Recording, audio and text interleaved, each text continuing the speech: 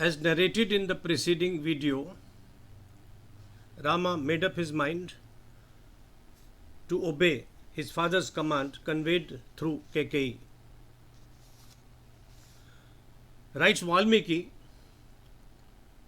all this while in Kaikeyee's chambers, Dashratha hid his face in the sheets of her bed and wept out of her shame.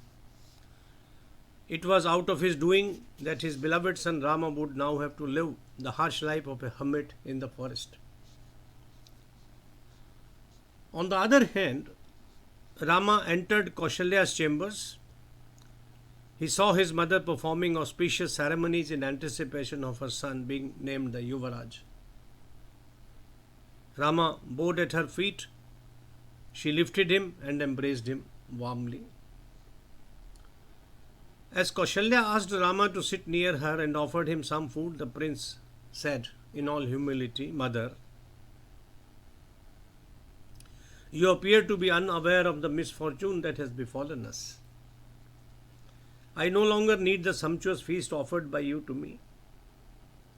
I have been exiled to Dandakaranya for 14 years, where I shall sit on a kusha mat, renouncing the royal comforts and splendor. I shall live a secluded hermit's life, serving on fruit, vegetables and roots."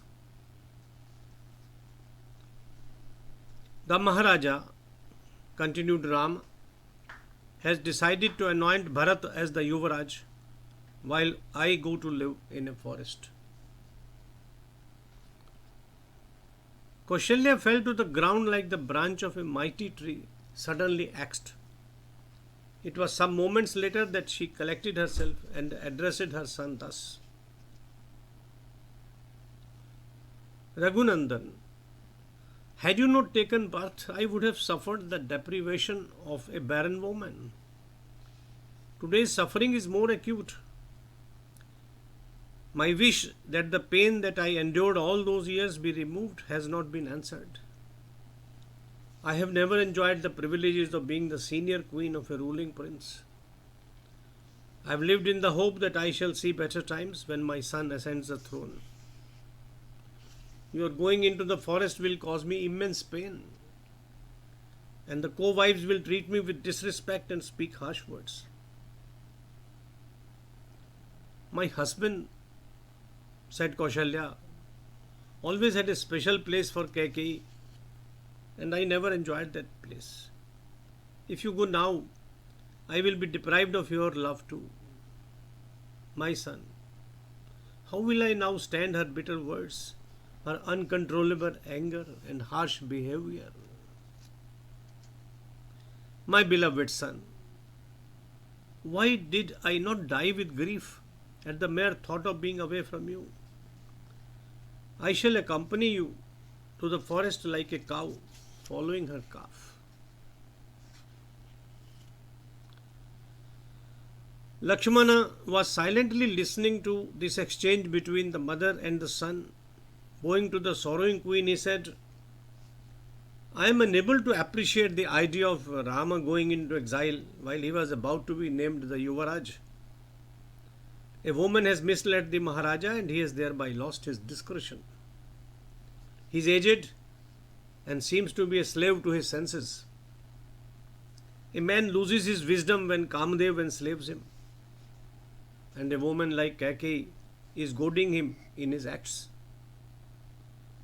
I see no reason for which Raghunath should be exiled from Ayodhya. He has committed no offense for which he is being punished. The king has lost his wisdom, forgets that his promise to his wife should not hold importance in the affairs of the state." Very wise words. Addressing Ram, Lakshman said, "Dear brother, at this point of time, no one is aware of the decision to banish you to Dandakaranya. Please take control of the state with my assistance. I shall annihilate anyone who challenges your might." Even a guru or an elder has to be challenged and punished if he arrogantly ignores the tenets of dharma, duty and righteousness.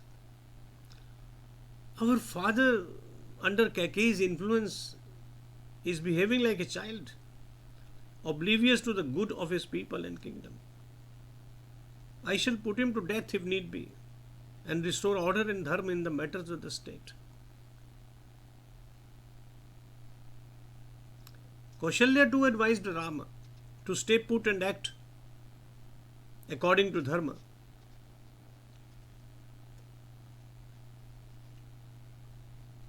She ordered him to defy the king, ascend the throne, and serve his aged mother.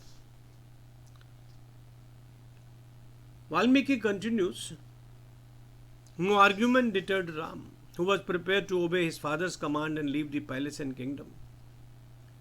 Placing his head at the feet of Kaushalya, he said, I am unable to disobey my father. Bless me so that I can go to the forest as directed and fulfill my duty of a son. I am not laying down any new principles of dharma. None can accuse a son who obeys his father of violating the principles of duty. Lakshmana, I am aware of your affection for me. I acknowledge your chivalry, forbearance, and glory. My mother is unhappy with the situation because she is unable to appreciate my truthful and peaceful intentions, as also the king's promise to the other queen. I cannot defy the fact that dharma overrides all other considerations in this universe. Dharma is the supreme bedrock of truth. My father's word is supreme because that too is founded in dharma. He had made a promise. Lakshmana, we must not act shallow. Your tough stand is not desirable. Respect my decision. The Maharaja is not only our father but also our guru, our king. His being senior in age and wisdom are reasons enough for me to obey his commands, irrespective of what they may be. I am prepared to obey his orders, whether issued in anger, out of lust, or happiness. For my mother, he is her husband, her religion, and the justification for her existence. It is my destiny to live as a hermit all these years. The reversal of the decision to make me the Yuvraj is an act ordained by a higher power, said Rama. Whatever cannot be explained in joy or sorrow, in fear or anger, in gain or loss, creation or destruction, can be attributed to destiny. It is this understanding of the eternal wisdom that has stabilized my mind. I am not in the least annoyed by this obstacle to my anointment. For me, being a ruler or living in exile makes no difference to my understanding of the world. Rather, I find that going to live in a forest is the real awakening. Lakshmana was not convinced by Rama's words. He raised his eyebrows in anger, looked at his brother, and breathing hard like an angry cobra, addressed Rama, brother, your belief that if you disobey your father, the Praja will no longer believe in your capacity to rule because you have defied the king is misplaced.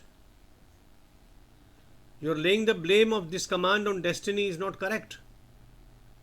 You call Daiva an all-powerful entity, which is but a helpless exclamation. As tears of helplessness flooded Lakshmana, he addressed his brother, why do you not condemn these two sinners? They are cheating everyone. You can still choose to take action like a prince by not following their commands, rather than blame destiny, which is an act of cowards and weaklings. Today the people of Ayodhya will see who is mightier, destiny or a man's valor. Today I shall vanquish Daiva and make sure that nobody can stop your Abhishek, my brother. Not all the human beings in the world, or the Devatas guarding the directions, and least of all, our father. Our tradition guides the king to retire to the forest in old age, after handing down the kingdom to his most able son. Let the king and his queen who have devised the scheme to send you into exile go and live there. I shall reduce Kaikeyee's hopes to anoint Bharata to ashes. I am prepared to defend your kingdom like the shore keeping the ocean water within its limits. What is in the image? My sword will not stay sheathed and my arrows will not be used to make a hedge. These weapons are meant to destroy my enemies, even if they be my own kinsmen, going off the path of dharma. My arms are covered with sandal paste and ornaments, but will not hesitate to display unmatched chivalry against those who want to obstruct your Abhishek. Rama assuaged Lakshmana with words of entreaty and consolation and wiped his tears. He said, "My dear brother, I am steadfast in obeying my father's orders. That alone is the path of those devoted to truth and dharma."